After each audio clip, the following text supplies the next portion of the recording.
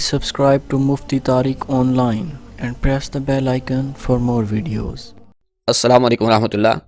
شبیر احمد گجراوالا سے یہ بھی سوال کرتے ہیں کہ دعائے قنوت سے پہلے بسم اللہ پڑھنی ہے یا نہیں، اور اسی طرح دوسرا سوال یہ ہے کہ وتر نماز میں اگر دعائے قنوت پڑھنا بھول جائیں اور بعد میں سجدہ سہو کرنا بھی یاد نہ رہے تو کیا نماز ادا ہو جائے گی یا پھر دوبارہ پڑھنا ہوگی؟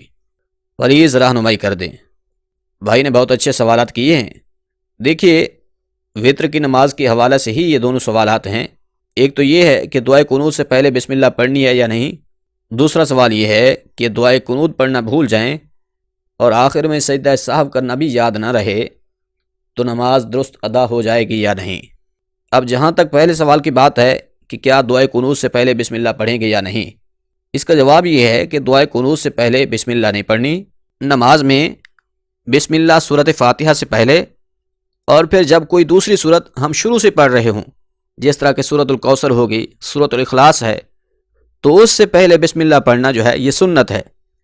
اس کے علاوہ بسم اللہ نہیں پڑھنی۔ اور نماز میں بسم اللہ اور اعوذ باللہ کب کب پڑھنی ہے اور کب نہیں پڑھنی، اس حوالے سے آلریڈی ہمارا ایک ویڈیو کلپ موجود ہے جس کا لنک ڈسکرپشن میں آپ کو مل جائے گا۔ اس میں اس مسئلہ کو آپ بڑی تفصیل سے سمجھ سکتے ہیں۔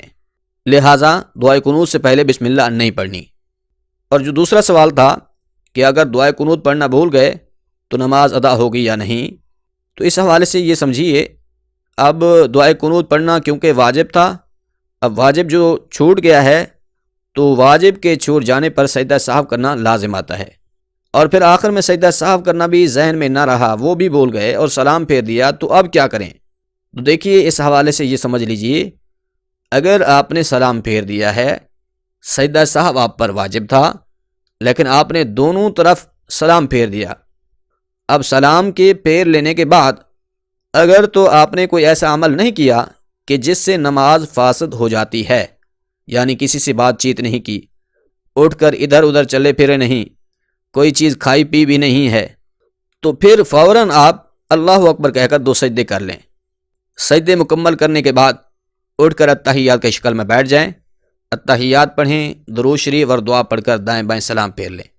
اس طریقے سے آپ کی نماز درست ادا ہو جائے گی، دہرانے کی ضرورت بھی نہیں ہے۔ لیکن ہاں، اگر سجدہ سہو لازم تھا، آپ نے سجدہ سہو کیے بغیر سلام پھیر دیا اور سلام کے پھیر لینے کے بعد کوئی ایسا عمل بھی کر لیا کہ جس سے نماز فاسد ہو جاتی ہے، مثال کے طور پر کسی سے بات چیت کر لی، ادھر ادھر گھوم پھر گئے یا کچھ کھانا پینا شروع کر دیا، تو پھر اس صورت میں اس نماز کا لوٹانا جو ہے یہ آپ کے اوپر واجب ہے۔